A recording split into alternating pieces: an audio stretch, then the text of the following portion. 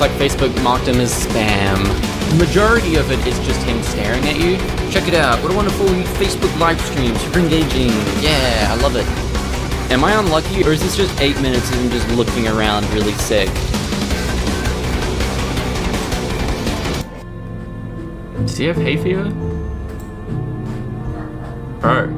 But in his live streams, there's little nuggets of information that come here and there. It's rare, but it does happen, where some information is either given or shown that give you this picture that what's on his website is misleading advertising or even false advertising, possibly.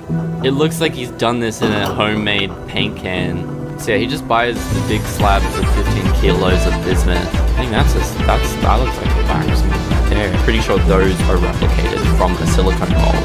They make a silicone mold. I knew it, a silicone mold. So he's just gonna tell me, okay, yeah, so he just makes a silicone mold out of those guys, and then just pour wax. Yeah, there they are, there's his molds. They are all replicas, they're not individually.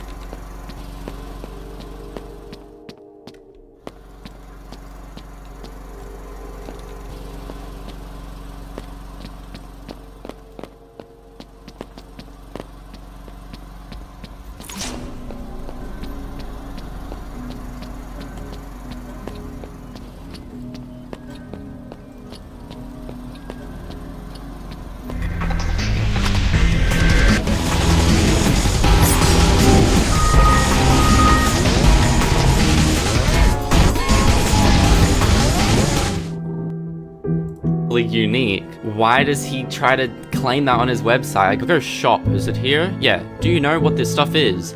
Imagine that each piece is unique and literally the only one on the planet. Sorry, literally. And in this Facebook video, he's like, yeah, by the way, we just make a silicone mold, and this is the clay piece that they made. So yeah, the clay piece is individually made and handcrafted and unique, but then they're replicating that hundreds of times with these silicone molds. So then you're therefore not getting the unique piece, the clay. And you'd say like, oh, maybe they're just like referring to the crystals themselves, like this, crystal violet. These would be individually unique, I guess, because you can't exactly control how it's gonna grow in a big pot when it's like crystallizing out. So that one would probably be unique. Not that I think it really matters because they kind of look the same. I feel like pointing at bismuth crystals and calling them unique is kind of similar to going to a sunflower field.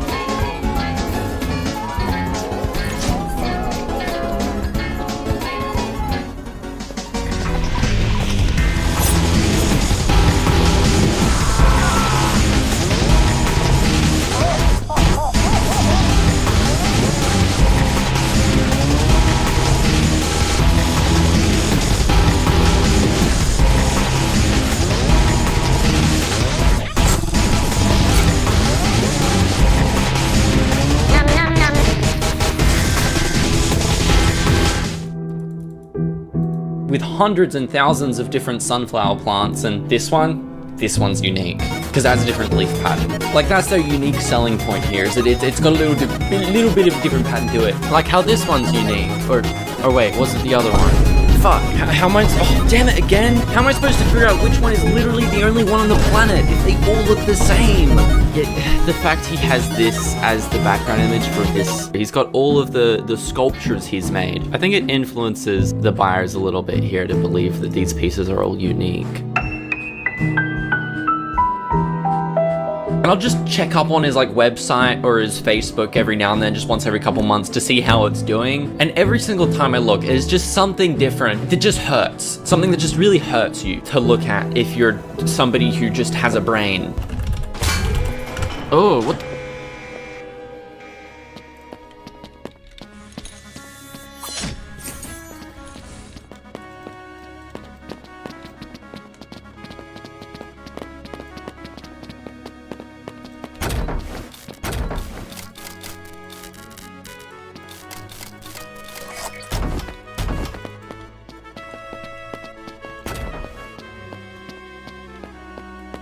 Literally so unique, bro.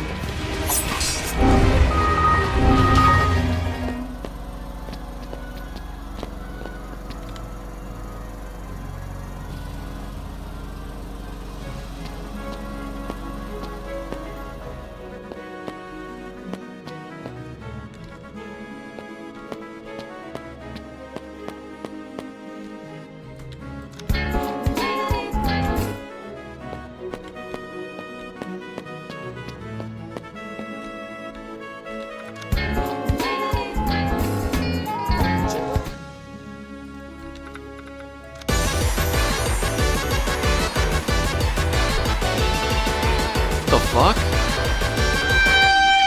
On the front page of this guy's site, he says the original company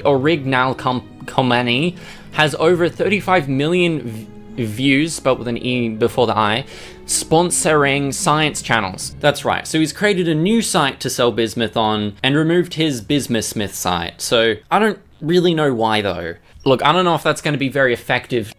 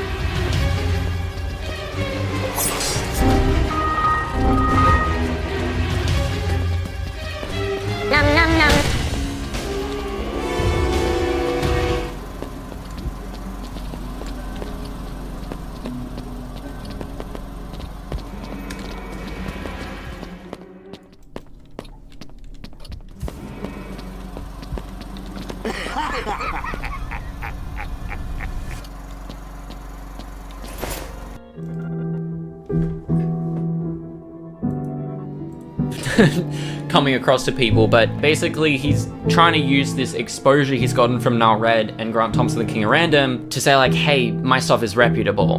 There's 35 million people that have seen my products. But look, I don't know anyone from the King of Random team. They seem to be nice though, but I've personally worked with and met Now Red in person. He would never promote something like this if he knew it was going to turn out this way in the future. It just wouldn't make any sense. He's like one of the most nicest people I know.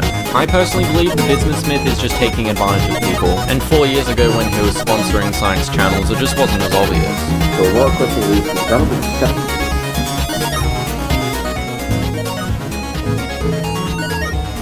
About 2 years ago, I became convinced that there was a way to turn cotton balls into edible and hopefully tasty cotton candy. The first day is the end of your lives.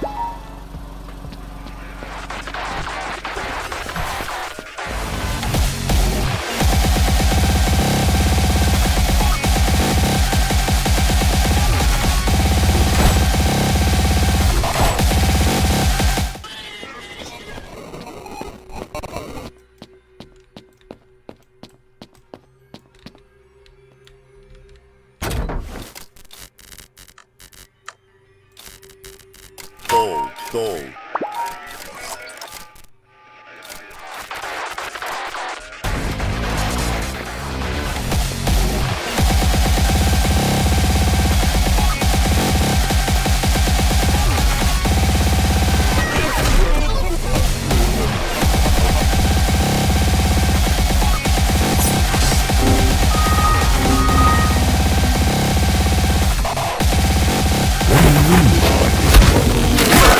This idea seemed a bit ridiculous, but I knew that it should have been possible. This is because cotton, even though it doesn't seem like it at all, is technically entirely sugar. The only problem is that all this sugar, or more specifically glucose, is trapped in something called cellulose. As cellulose, it acts like a completely different material, and we can use it to make things like cotton balls and clothing. At its core though, it's all just sugar. So, what I dreamed of doing was breaking down cotton balls back into sugar and then turning them into candy. I didn't just want to make any candy though, and I specifically wanted to make cotton candy. I wanted to make literal cotton candy. To get started, the first thing that I had to do was figure out how to even do it. I had to come up with a way to break down the cellulose back into sugar, and my first idea was to use an enzyme. This was because I had already used an enzyme for another project where I turned toilet paper into drinkable alcohol, and it had worked really well. For that one, I used an enzyme called cellulase, and I was able to break down the toilet paper, which is also entirely cellulose. This gave me a solution of sugar, which I fermented to alcohol using yeast, and then I distilled it to make my toilet paper moonshine. The whole process ended up being surprisingly efficient, and I figured it was the best place to start. The only issue was that the enzyme I used wasn't pure, and it was mixed with maltodextrin and cornstarch. Both of these were sugars, but they weren't fermentable by yeast, so none of it turned into alcohol, and they didn't at all interfere with that project. However, for this one, I couldn't have any extra sugar floating around. It would be almost impossible to separate it from the sugar that I made, and it would just be a huge mess. I had to find somewhere to buy the pure enzyme, and the easiest and cheapest source seemed to be Alibaba. It was pretty easy to go on, find a listing, and order the enzyme, but actually getting what I wanted turned out to be a huge pain. The first and biggest problem was that I never knew if it was actually going to be sugar-free. I always asked, and they would confirm that it was, but it never seemed fully believable. Also, the Canadian government kept seizing the packages and holding them for months. This one, by far, had to be the worst one that I got. Customs had apparently torn it open and repackaged it by just throwing it into a loose plastic bag. It was also brown, which immediately told me that it wasn't very pure, and I could tell there was sugar in it because it was sticky when I touched it. It took months, but I eventually got one that seemed decent, and it of course arrived as ginseng extract. It was an off-white, but still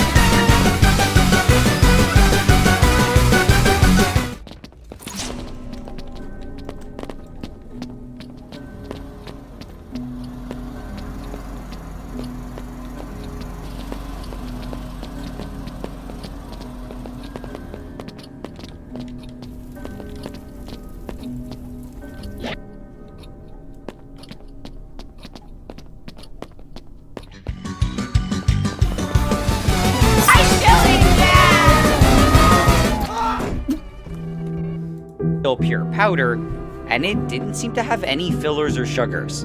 When I tried it on the cotton, though, it just didn't work.